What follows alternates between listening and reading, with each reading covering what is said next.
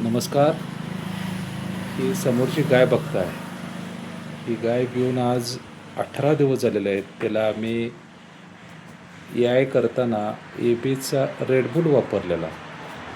आता त्याचा हा बच्चा छान आहे बघा, सुंदर बच्चा. आणि त्यांचीच आणखीन एक गाय आज व्याली आहे.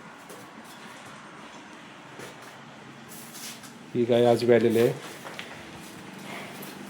सकाळी. आणि तिला आम्रपाल आम्ही याय केलं ते बाईकचं. हे आज पहाटे 4-5 दरम्यान व्यालेलं आहे बघा आम्रपाल. असं 2 ब्रीड राजेंद्र बेलवळेकर कुरुकले यांच्या गोट्यात आज 2 ब्रीड आहेत. मालक अतिशय समाधानी आहेत. मालक काय बोलू शकताय काय? नाही, आपण दिलेले एबीएसचे जे सिमेंट आहे हां ते खूप चांगला आहे. त्याचा रिझल्टही मला चांगला आलेला आहे. हे बायबचा आम्रपाल आहे. बायेचं आम्रपाल आहे. हे त्याचं हे वासरू आहे. आणि हे रेडबुल बायबचंच रेडबुल आहे. हे पण सेम जसे सिमेंट दिले होते त्याचप्रमाणे ते वासरू संगोपन झालेलं आहे.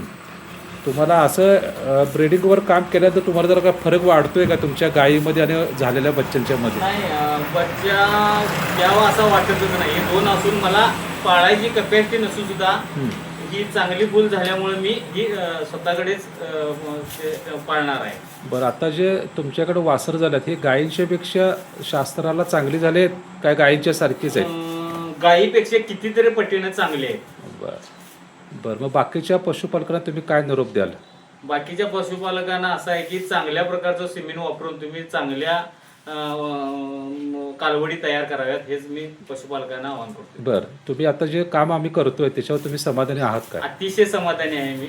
आपण जे केलेलं वेळेवर, आणि त्यात डॉक्टर साहेबांचंही फार मोठं योगदान आहे. कारण का त्यांनी दिवस रात्र असं काही न म्हणता आम्ही ज्यावेळी त्यांना कॉल करू किंवा काय करू, कुठल्याही पाऊस असून दे ऊन असून द्या, त्या वेळेमध्ये त्यांनी आमच्याकडे हजेरी लावलेली आहे. अक्षरशः पहाटे 3ला सुद्धा ते आमच्या ओट्यावर आलेले आहेत. त्यामुळे त्यांच्यावरही मी अतिशय समाधानी आहे. आणि ही गोष्ट जी आहे ती त्यांनीच मला त्यांच्याकडूनच मी प्रेरणा घेऊन केलेली आहे. ठीक आहे, धन्यवाद. आता हा छोटासा व्हिडिओ तुम्हाला कसा वाटला मित्रांनो कळवा. एकदम म्हणजे लोअर क्वालिटीच्या कॅपॅसिटीमध्ये यांनी गायी पालन करत होते. त्यांना आता आम्ही ब्रीडिंगकडे वळवत आहोत. तिथे छान ब्रीड झाली बघा.